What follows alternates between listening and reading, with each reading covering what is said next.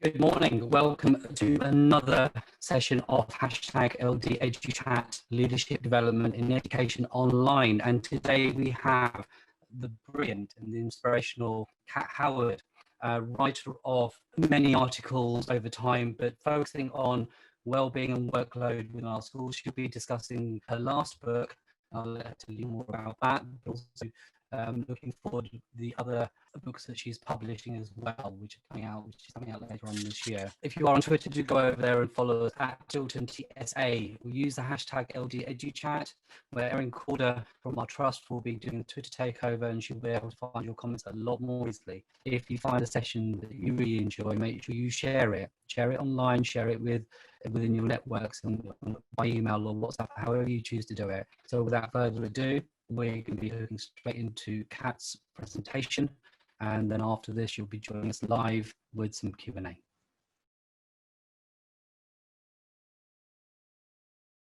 Hi, I'm Kat Howard. I'm Assistant Principal at the Chiltern School in Northampton.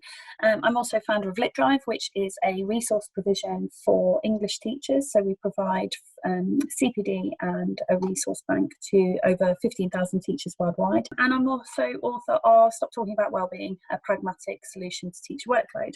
And that's kind of the premise of my session today, is talking about, as a profession, how we can being slightly more systematic and less tokenistic in our approach to improving conditions for teachers in schools, and why that's important, really. I'll talk kind of in a what we know as the norm and the everyday, but I'll also talk about, or try and contextualise a great deal of what I say for the current climate as well. As you're aware, this is pre-recorded, and we're recording on the 13th of May, and I'm very mindful of the fact that so much can change in the current situation, in the kind of the context of the pandemic, that can look incredibly different even in such a short space of time. So it'll be really interesting. Obviously I'll be attending live to kind of take Q&A afterwards. It'll be really interesting to have those conversations about how this has looked previously, and what we can, how that's changed, and what we can kind of continue to learn from the situation that we've found ourselves in. You can find me on Twitter at Sesmis. You can also reach me. I've put my email there if you've got any questions or you want to share any ideas following the session. And I also blog at, I've just popped my blog address, I'm pointing to it, like you can see. I blog about curriculum, workload, and I'm an English specialist as well, so I blog a bit about English as well. You can also find my book, it's orderable via John Catt or Amazon as well. Just give you a little bit of context and my background, really. I came to teaching later on. I trained as a teacher just after having my eldest son, and previous to that I worked as a senior leader for a leading high street bank. I was my remit, I was responsible for recruitment and retention. It cost us quite a lot of money to recruit and train members of staff, and so it was something that we held in really high regard as to how to support those staff, but most importantly how to retain them. Kind of a financial need for the business, that it didn't work for us to have this kind of staff turnover. For any business, it's just not kind of financially viable, but it's also not great for building relationships and building kind of those professional communities as well. And I've taught a series of different schools in different contexts. I'm currently, as I said, senior leader at the Chiltern School in Northampton. So that's a little bit about me and kind of where I'm at, and why this was particularly interesting for me and led me to write about it. I normally start sessions like this by asking you to kind of consider this question, particularly senior. If you're a senior leader or a middle leader in a school, what the staff would say about your setting. I think it's really important that we kind of linger on thinking about our answers to that question, because anything that I tell you needs to be contextualised for your school. I think, and if anything that's come out of the current situation, the pandemic, is that as you'll be well aware, this will highlight really kind of key strengths of your school systems and processes and relationships and the dynamics of your staff body. It will have also highlighted really kind of challenged areas that were already areas of development, or already kind of areas that were, on your radar as being priorities moving forward, and probably what would have existed on your school improvement plans next year or the following year. And it's almost like they've been brought to a higher priority because of this kind of situation that we found ourselves in. So I think it's really important, no matter what I kind of provide to you today, or some kind of the ideas and strategies that I'll talk through, that it works for your context, and that we kind of consider what our particular needs are. And also, if you are leading people at any particular stage, but particularly senior leadership, what would you say if somebody had to ask you the question, what's it like to work in your school? How do your staff feel? Would you be able to provide an accurate response? So I kind of hold you to account for that. But where has that information come from, and how has it helped inform the ideas that you kind of think about when you're rethinking strategy within your school, or you're rethinking staff development, or how to look after staff generally?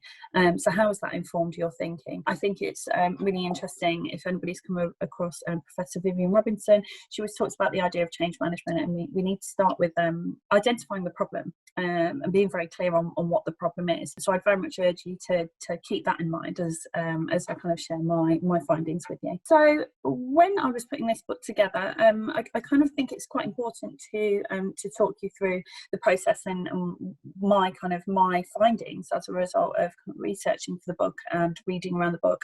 I thought this was a really important topic because I think the statistics speak for themselves. So if we think teachers, as we're well aware, and the media will constantly remind us, teachers are leaving the profession. The media talks about a recruitment and retention crisis now. I very much think that that's on the horizon later on, as our population numbers start to rise for entrance, for admissions, and our teacher count depletes.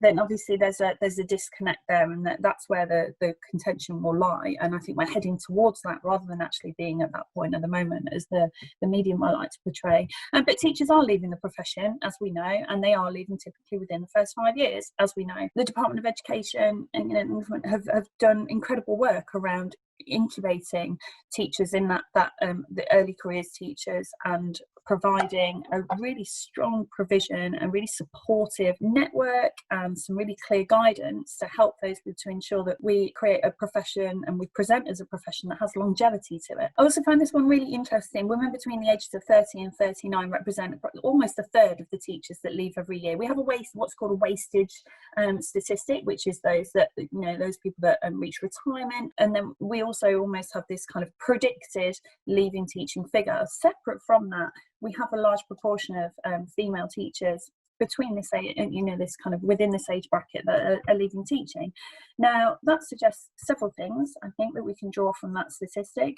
One, that we're not necessarily consistently supporting teachers beyond the first 5 years in the same way that we might have had this kind of focus on early careers teachers. I also think it raises questions around the further work that we could be doing to support those teachers looking to start a family or raising a family, and to what extent our profession as a whole, and at a local level as well, we support those individuals to continue on their professional development, continue to look for managerial roles, for example, but at the same time support them professionally so that they're able to meet their personal duties, their personal responsibilities as well. So I think that's kind of that raised quite a few questions to me as to where further work needs to be done. This last one I don't necessarily find all that saddening. I think it's quite shocking to some people, but there are currently 250,000 teachers in the UK that aren't teaching, that have chosen not to teach. On the whole, when data is carried out for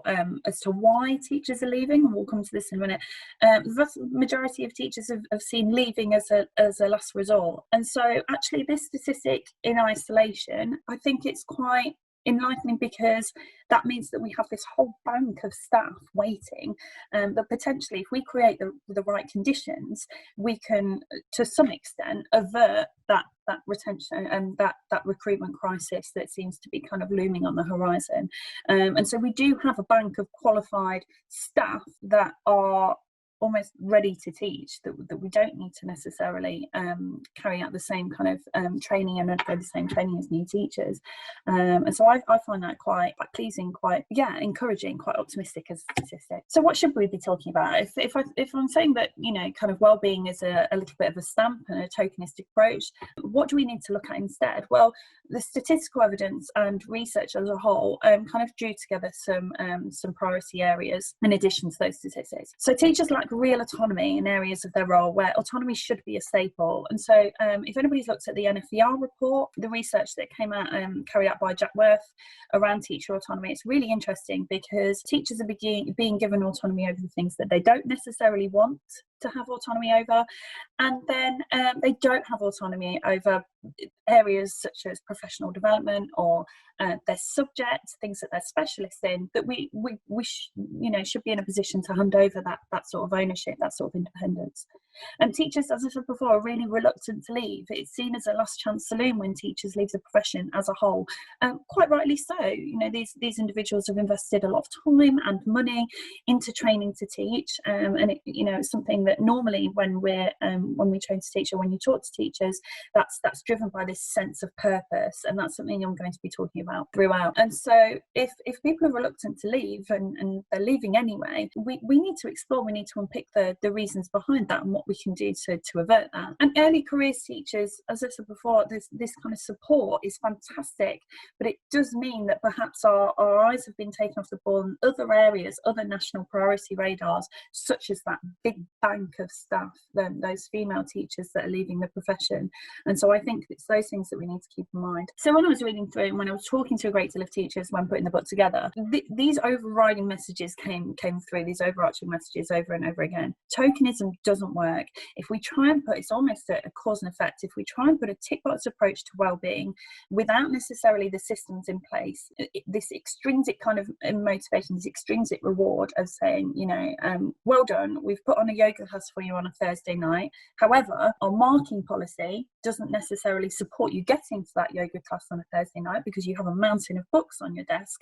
Then it's just not joined up thinking, and it doesn't necessarily work. And so Cake Fridays and wellbeing groups and book clubs and all of those things that schools are doing to support wellbeing are fantastic, but they will only work if they're supported by the systems and the structures put in place in the first place, in order to reduce workload or give workload kind of the right focus, so that people feel that they can actually spend time with other members of the staff body in that capacity, because the work is done and our focus is on the work and where we're kind of prioritising particular aspects of that work for teachers. People are attracted to schools by more than money. There's very much a sense of belonging is really important. This sense of personal identity, but collective identity as a whole is incredibly important to teachers. We are behind the practice of other industries and professions, and that's in several different ways. And argue kind of our inconsistencies within our systems as a whole, and of course that will come through because each context of each school is different,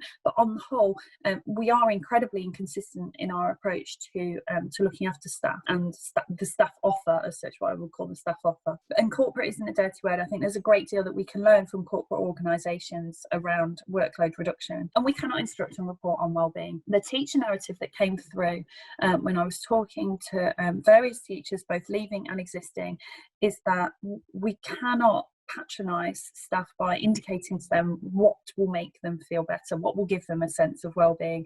And so for me, it's going home on a Wednesday, not even necessarily a Friday, and spending time with my children for an hour. For somebody else, they don't want to spend time with their children midweek because they might have spent all weekend with them because their partner works shifts or something else. And so well-being to them is being able to go for a swim before work 7 till 8.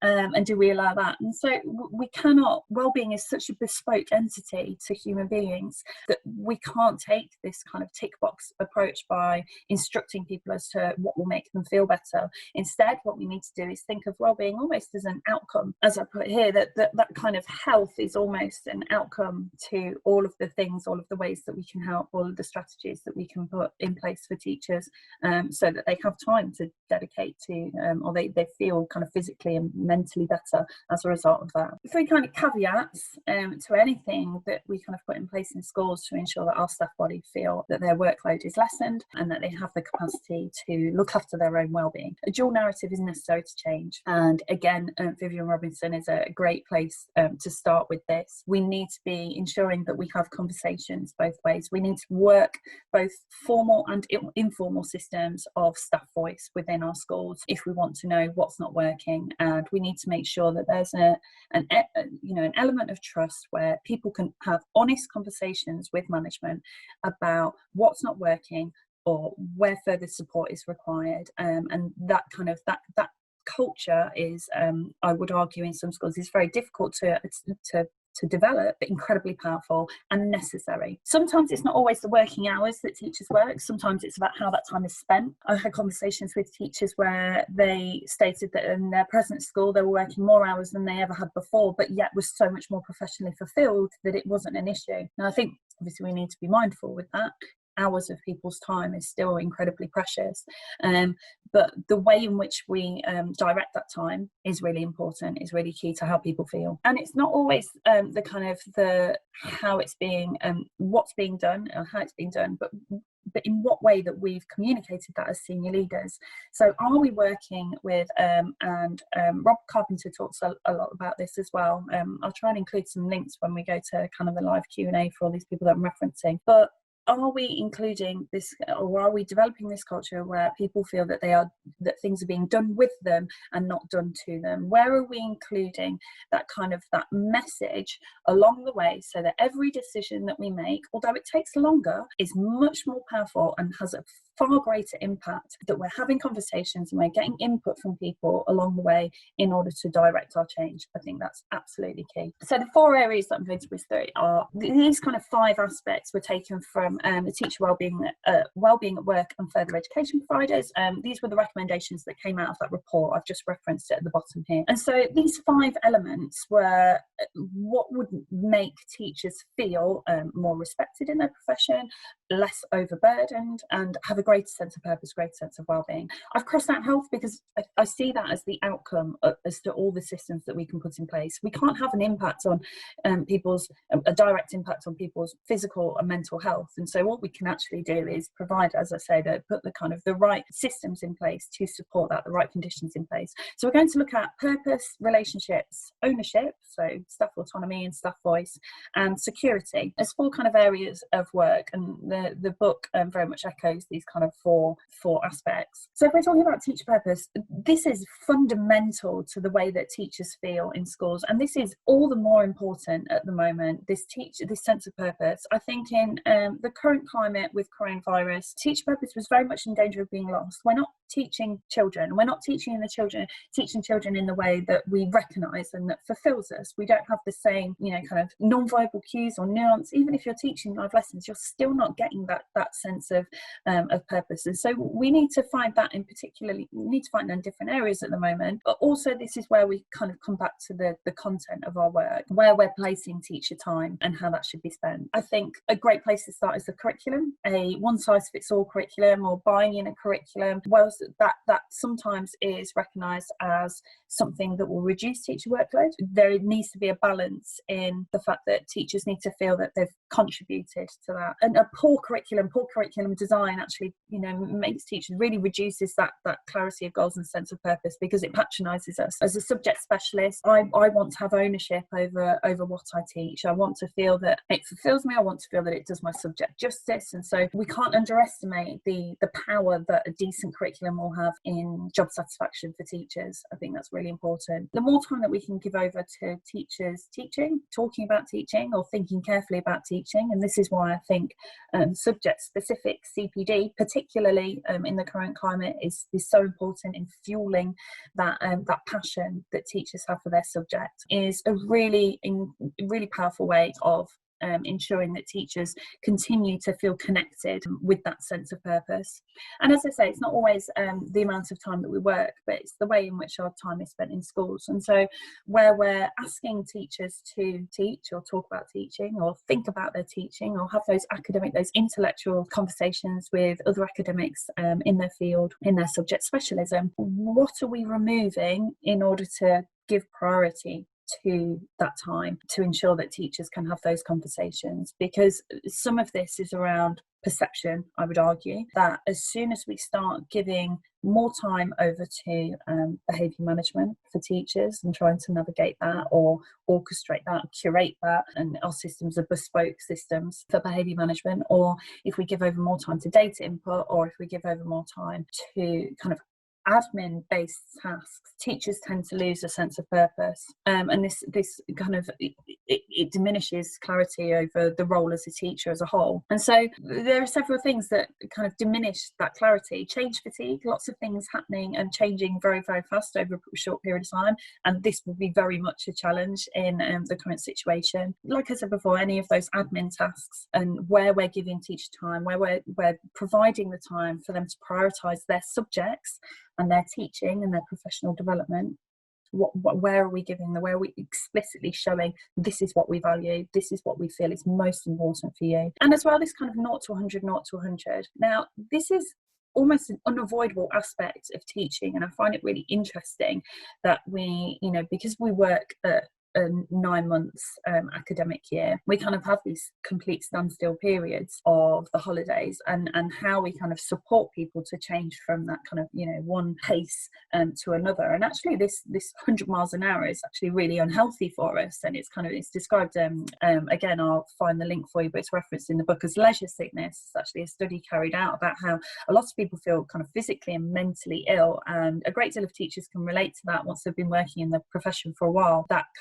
first 2 weeks of summer is incredibly difficult for a great deal of teachers, and so where can we, you know, support so that it doesn't feel like we're operating at 100 million miles an hour when we come back into school, and at the same time, you know, so that it feels like there's a wind down as such as teachers make their way to the various periods of holiday, so that we can create, we almost mirror what the normal world, what, you know, non-teaching professions, where they operate at a steady pace over the course of the year. How can we replicate that as much as possible? So I've already talked about the curriculum and removing particular things from our priority list so that teachers can focus on their teaching. Examples of what that might look like in practice, well, for example, is the CPD provision in a position where you're giving time over to teachers? How much faculty time do your subjects currently get? What do they do with it?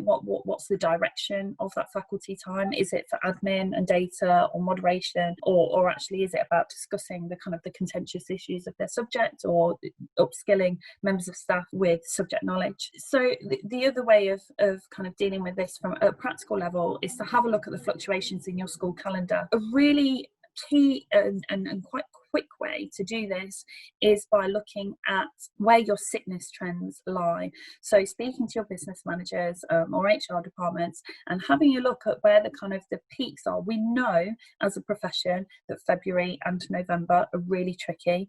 I think the current situation that we're in, that's going to give us a really kind of indication as to how much or how little we can, you know, ask of staff, and how that might need to change because of the fact that different people are going to be experiencing the virus in different ways, and this kind of ripple effect of that. But have a look at your school calendar as a whole for next academic year, and have a look at where, for example, a subject leader or an NQT, RQT, to have a look at that calendar and identify where they're going to find particular pressure points, where actually we're loading up quite a great deal for that particular teacher, and how we can create a spread almost, so that we're not experiencing this 100 mile an hour capacity to the way in which we work. The other aspect of from the Wellbeing report that I think is really important to talk about and is so pertinent at the moment is relationships with others at work. That's so key. We stay in workplaces, we stay in workplaces the longest where our relationships with others are really strong. And this current situation, whilst presents challenges for how we operate our relationships, at the same time can really work to strengthen our staff body as a whole if we work in the right way. We have to be mindful of this emotional labour, and particularly at the moment as to how we're spreading that out. And so when we're checking in with staff, who's doing the checking in? Is it always a senior leader or a middle leader? Where are we having conversations where actually we're just checking in with human beings and it doesn't feel like there's another agenda in any way whatsoever? So we're not checking about a piece of work that's been carried out. When we're not having those conversations, we're just having conversations to make sure that people are all right and they feel that the workload that they've got in front of them is manageable, and that they know that they can ask for support and it's not seen as a weakness. So where are we having those conversations, and how is that actually quite a systematic project from the senior leadership team to ensure that everyone is having conversations with all of the staff body to some extent, and not necessarily from the senior leadership team, but that we have an idea of how everyone is really, really important, because that emotional labour actually, you know, it's not just how the staff body are feeling, but also the emotional impact of you as a senior leader of having those conversations. It's really important that that's spread out so that we're all kind of, you know, collectively looking after one another. The isolation of the classroom teacher. Now, obviously, this is so much more pertinent as we all sit in our rooms at home and kind of operate in this way. But it is an isolating job as a classroom teacher working a 22-hour week timetable. And some teachers reported that, you know, they could go a full half term and not speak to another human being with any sort of developed conversation. And so where are we creating opportunities for those conversations to take place? Where are we ensuring that we're bringing people together on a professional capacity and otherwise is really, really important. And our subject leaders should be really empowered to drive that bit, to ensure that we're not kind of leaving teachers working for a great deal in isolation. And we have to work harder to do that. I think that we can rely on email, and I'll talk about this in a minute, but I think that we can rely on email far too heavily as a profession, and this is probably something that's really important at the moment, that we're picking up the phone, and people are really uncomfortable with picking up the phone or having conversations face to face, or, you know, not face to face but equivalent face to face, virtually face to face. But it's really important that we push past that discomfort, because people need face to face, and people need that feeling of connection now more than ever. And kind of time sequence and dialogue are absent from our process sometimes, and so we need to make sure that this dialogue continues when we go back into schools. So we're not necessarily, I've kind of included a snippet from the book there about cardinal sins of email, that we're not using email as a way to operate the vast majority, the way to communicate the vast majority of our messages, that we have a range of tools available to us to ensure that as much as possible we're communicating things, and also providing the forum, providing the opportunity for people to ask questions, for people to have those conversations, because you can only read, particularly if you're carrying out great change or, you know, quite major change within a school, you can only really read the impact of that change, or where your issues or where your challenges are going to lie, from the temperature in that room at the time and how you kind of communicate that. So much is lost via email and the nuances of, you know, kind of conversation. And so wherever that's possible, I would argue it always warrants a conversation rather than an email. Behaviour systems need to be really clear to support teacher wellbeing as well. Where behaviour systems are bespoke, and this comes back to teacher autonomy and not wanting autonomy over, you know, behaviour systems, that's really kind of that's really important.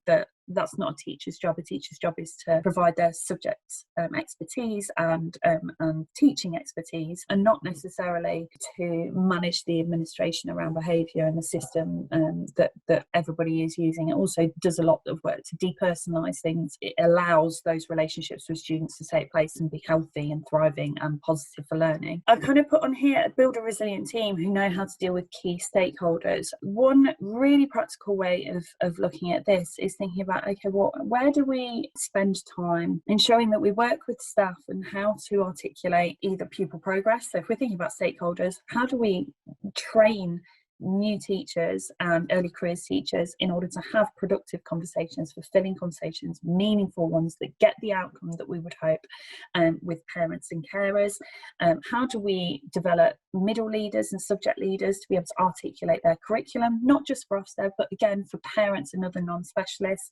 Where are we explicitly developing staff capability to have professional conversations and what that should look like? One key way, I think I've included it in here later on, is around coaching, and training staff around coaching actually really improves the quality of our conversations. And so again, I think that's something that's underestimated sometimes as to how powerful that can be. Third area is kind of autonomy and student and staff voice.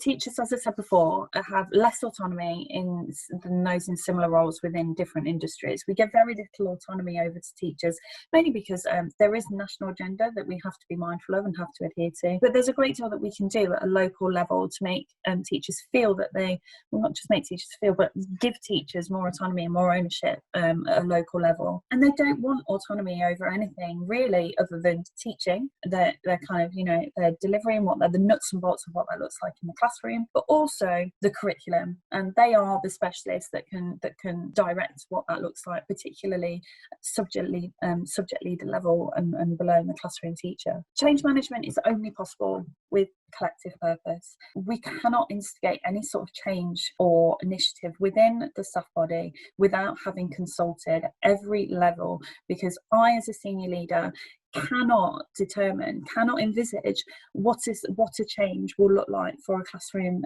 teacher working 25 and 22 hours a week timetable, or an NQT that has lesser experience. And the best way of knowing what that looks like is having those conversations with those people. It's really important. The other ways that we can encourage autonomy, this feeling of autonomy that's absolutely necessary to staff feeling valued in schools, is around coaching and developing experts in the ability to have a conversation. It's absolutely key. As I said before, I think we need to remove autonomy around anything else other than the kind of craft and knowledge of teaching, and give as much time over. So examples of that, again, using faculty time for subject knowledge or building subject knowledge communities at a local level is incredibly powerful for that. But yeah, it's absolutely key for building that sense of autonomy and trust in schools. And thinking about, last but not least, about the kind of the presence of staff voice. As I say, where have you got pockets of staff voice and the opportunity for staff to be able to discuss ideas or changes or policies or processes within your school? And that can look at both an informal and a formal level as well. I also think as well it's worth thinking about the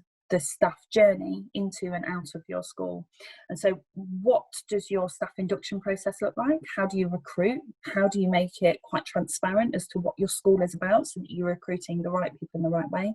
And that might be including current members of staff to have conversations with candidates. But where is that kind of informal layer almost to ensure that you're getting people that align to your school culture, what it is that you're trying to kind of build, your vision? Where are we ensuring those working parts are in place while staff are in the building? But at exit, where do we gather data, and how do we gather data from those leaving teachers? Because teachers will move around as a result of promotion and whatnot. Where are we gathering or having conversations with those leaving teachers? Because actually that's probably one of the most accurate pieces of data that you can imagine if you want an honest, thorough response to what's happening, what's working, what's not working in your school at the time. But that's a really powerful way to kind of create or prioritise staff voice as a whole. Last but not least is this kind of job security and how important job security is to teachers. Money is a key factor, but flexibility would ensure a higher retention rate. And there's so much work going on at the moment. As I quoted before, maternity teacher, paternity teacher is a great place of call to have a look at the work they're doing.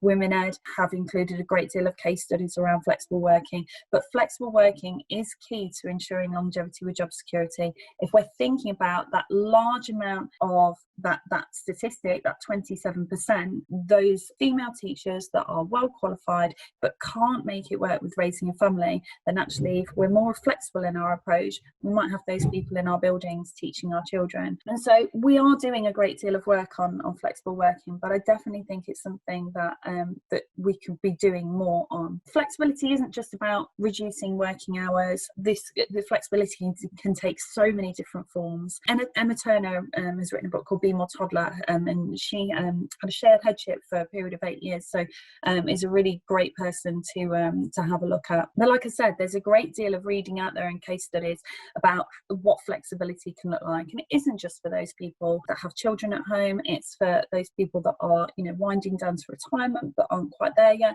Those people with caring responsibilities and for relatives, family. That can take so many different forms. And so where are we supporting people on that continual journey throughout their profession to ensure that they can remain in it?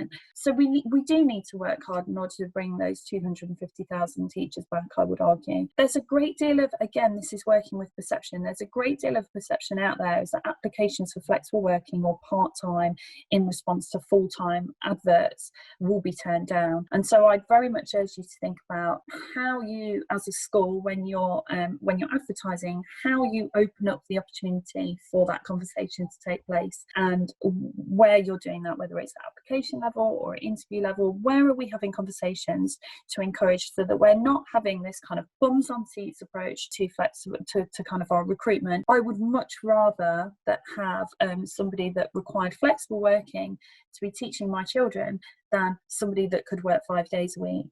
And so where are we actually creating the systems where people can come into work an hour later because they have commitments to get their children to school, or work 4 days a week in their current role without any kind of in danger of relinquishing their TLR, their teaching learning responsibility that they're incredibly competent at? Where are we allowing them to work 4 days a week so that on a Friday they can pursue a pastime such as, you know, art curation or whatever it is that fulfills those people on a personal level? Those people will be far more loyal, will stay in schools longer because they feel that they're valued, and they feel that they are valued as a person and not just a professional. But then we're keeping the most effective teachers rather than just, as I say, filling a staff body. And there's so much work that could be done around flexible working, and there are several case studies. I've got several different teacher narratives of what that looks like and what that can look like in schools. It's really, really interesting to see. But there was actually a study carried out, a company in Glasgow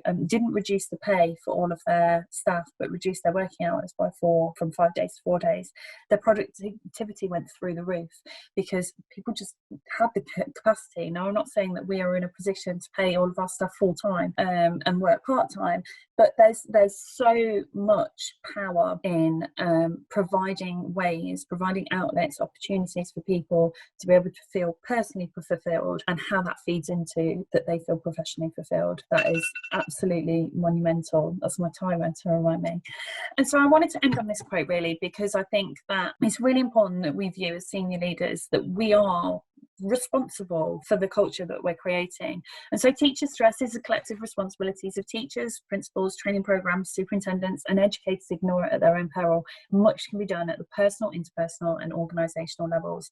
I would very much urge you to not see wellbeing as something that we can solve, but actually wellbeing for the individual is an outcome of all of the things that we can do and all of the strategies that we can put in place when we're reviewing our policies and processes in schools to make people feel better about coming into work every day. Thank you so much, and I think we're going to go to questions. So thank you so much for listening today. Fascinating. I think there's a lot of facts and figures and information and strategies in there that I think a lot of us will be aware of. I mean, it's a thread that's been running through everywhere, from we had Mary Myatt through to Dr. Emma Kell, Andrew Cowley last week, when we were looking at issues regarding directly to do with well-being and the things that we can do as leaders and teachers within our schools to actually impact the cultures that we have. And I think Sam Strickland talked about creating school cultures that allow that to happen. So the thread that runs through is obviously that we all have this part to play. And if you haven't read the book, if you haven't got the book, the link has been shared on Twitter on here. A fascinating read, and at the time, obviously not knowing the situation that we're in at the moment and how important this whole area of well-being and workload would be, and how we communicate with each other. So really poignant time that we've got Kat Howard with us. And I just want to behind the scenes, Kat has been registering her key worker students and I think it was a reception primary, students while this session was running, and has now dashed back to be live. And I know that she was answering some of the questions when she joined us. So welcome, Kat, to the E-Stage. Hi, Arv. Thank you for having me. No, thank you. And I've said all the way through, we know how precious time is at the moment, and we really, really value that you've given us the time to actually join us and put this presentation together as well. Lots of interesting questions that have really come up. Lots of interesting questions. So where did you want to start, Kat? Yeah, I think there was a really interesting question that came up that I think I touched on in the session around autonomy and misplaced autonomy. I think that'd be quite a good place to start. I think it's really interesting, this idea that, it's not, I don't necessarily feel that a great deal of schools aren't concerned about wellbeing, or that it isn't on their agenda at all. I think we have the very best of intentions. I think a great deal of school leaders have the very best of intentions intentions when it comes to wellbeing. However, it does end up misplaced and as tokenistic, and it's like I said, that is through very well meant intentions, because it's finding that balance between, as I said previously, the tokenistic, what might seem as tokenistic, but is actually incredibly important, making people feel like they belong, having those groups or clubs or extra things outside of school that give teachers the opportunity to connect and have conversations that aren't just rush ones in the corridor. That's really important. But it needs to be underpinned by those systems and policies to say, actually, we're making sure that you have the time to dedicate to those things, you have the headspace to dedicate to those things, that the calendar isn't overwhelmed to such a point, or we have pressure points that are just completely unmanageable for staff. And actually, those extra things are possibilities, I think is so important. Somebody mentioned about kind of micromanagement, and there is a danger of that it all comes down to your relationships and culture and conversations, because if we're instructing everybody to go to a yoga group, I mean, I hate yoga. I find it completely impossible to reach whatever kind of stage of zen that, and props to the people that do go to yoga, because I envy that level of patience. But it's not for me, and if somebody had instructed me to do that every week, I think I'd struggle, and so it does become almost a micromanagement of other people's well-being. I think it's very dangerous of us to dictate to people what makes them feel better, because it's so bespoke to the individual. I've just got this image of yoga at the moment. I go to yoga, by the way, so well, that's brilliant. I wish I had the patience if it was enforced, the perseverance. If it was enforced, I think I might have a different view of that. Yeah. So changes the dynamic. You discussed change management, and I've been doing quite a lot of research with change management, and just to tool myself up, to be fair.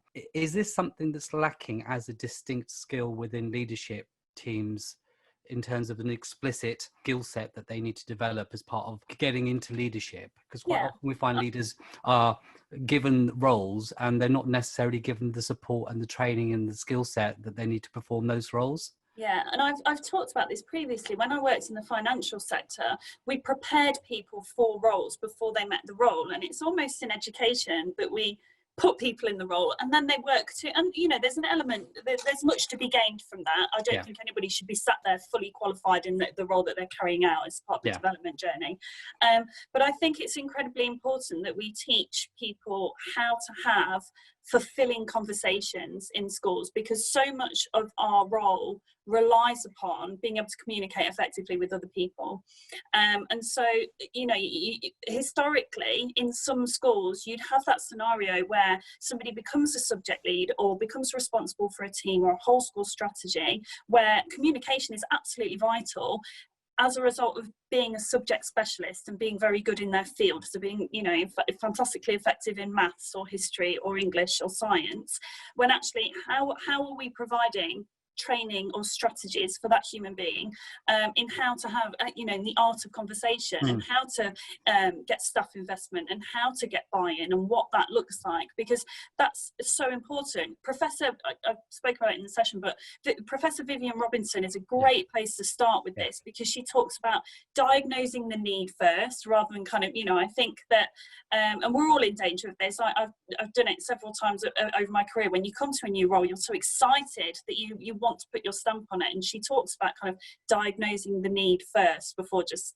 rallying in, but also that difference between compliance and alignment to beliefs, I think is so fundamental to pull upon, because actually the changes that you're making then are sustainable for the long term, because people really understand where you're coming from. They understand your vision, the rationale behind your change.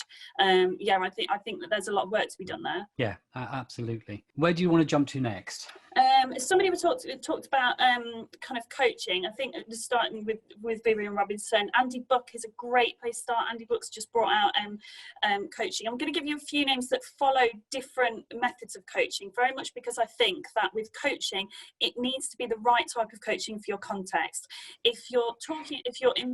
We ran a pilot scheme at Justin before we've moved to a performance management model that follows coaching. So it's very important to kind of almost trial and evaluate evaluate with your staff as to what the best coaching is. So you've got instructional coaching, and then you've got slightly more, you know, relaxed kind of coaching in the sense that you're developing the individual. So Chris Moyes is a fantastic person to follow. His blog is so insightful around coaching, and also had Tom Sherrington and Ollie had their walkthroughs book talks through the kind of the mechanisms of coaching and how to have those conversations. So that's a great place to start on that. I mean, that was Rebecca Griffiths who'd asked about coaching. We've had Tom on there, and we've got Ollie Cav coming up as well. So there's a lot of chance to engage. I mean, collaboration is going to be the way.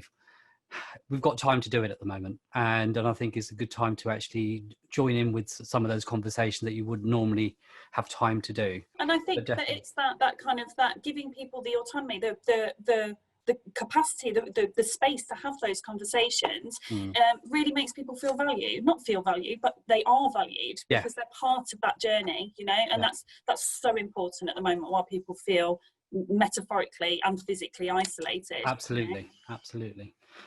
Where should we jump to next, Kat? We had one around kind of early careers teachers, didn't we, about how do we support early careers, NQTs and +1s. I think it was an NQT and +1. It was how do we support so that we don't overwhelm our early careers teachers.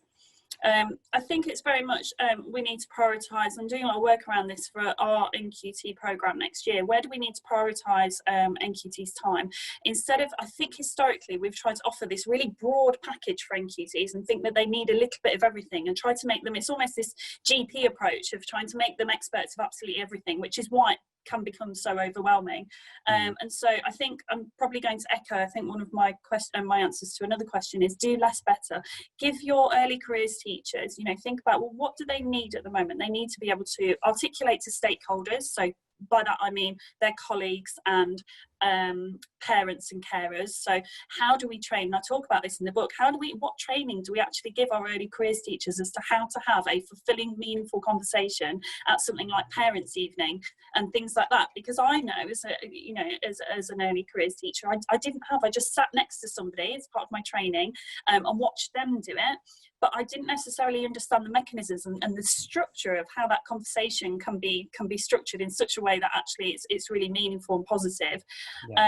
But also it comes back to that doing less better. If we think about our early careers teachers are curriculum designers of the future, then what do we want them to focus their energy on? Well, we want them to be expert teachers. So let's go back to the classroom. What 3 elements do we want our early careers teachers to master, and give them that 1 or 2 years to master those components of the classroom and their subject knowledge, so that when you start introducing more and more things as their career develops, that they're in a position to do that, rather than, like I said, this kind of spread of let's give you a little bit of everything isn't necessarily always helpful. Absolutely. In terms of, I think the key comes through is that everything that you do has to be with intent. There has to be an intentional strategy that focuses on this, rather than, like I think you discussed, tokenism and all the different aspects, or focusing on health or focusing on this. They're the outcomes, and actually you've got to be intentional in the strategies that you've got to put forward, and then devote the time to make sure you embed them. Definitely. I think that's what we maybe previously in education have missed a trick on, is actually it's that review and loop process. Where are we revisiting and improving? It's Dylan Williams, you know, where are we constantly looking for continual improvement instead of mastery? Because this isn't a profession you can master, and you have to make your peace with that. You can develop expertise, you can be an expert in your field, but you will never be this kind of, you know, this master, because it's so context specific. Absolutely. It's being comfortable with that. I mean, David Weston alluded to the going shopping isn't the meal. You know, you've still got to go home and cook it and prepare it and then dish it up and then eat it. You know, so you've got to devote the time to actually follow through with what your intention is. Where do you want to jump to? There's lots of fascinating questions, I've got to say. I know that there was one around kind of cardboard curriculum, and that was quite interesting. I think my kind of take on that is it's very context specific. Subject leaders and the role of the subject leaders should be empowered to consider which texts are best for their subject. So it was an English specific question, and it very much, that subject leader should be empowered, which is why subject specific CPD is so important. to make those decisions. Think about, okay, so the question for the example was, you know, Jekyll and Hyde. Well, is Jekyll and Hyde right for our context, for that cohort? Does it connect, you know, does it thread through my curriculum? Do the themes or concepts of that text, of that content, thread through my curriculum? But then they're also responsible for ensuring that those staff that are delivering that text have fulfilling, you know, high quality CPD to run alongside it. And so I think that the autonomy of your subject looks very different in many different schools, but ultimately subject leaders should have that empowerment, that ownership. The curriculum for a subject should not be dictated by a senior leader. They should just set the right conditions in place, the right climate for those subject leaders to feel empowered to lead their subject. Yeah, and I think without talking about Ofsted, but the new framework specifically focuses on, is there any subject specific CPD, and how is that rolled out within the school? We discussed it with Simon Webb, and we've got Stuart Locke tomorrow. We'll be looking at the 3 I's. It's good to see those things being recognised within a framework that we're going to be judged on.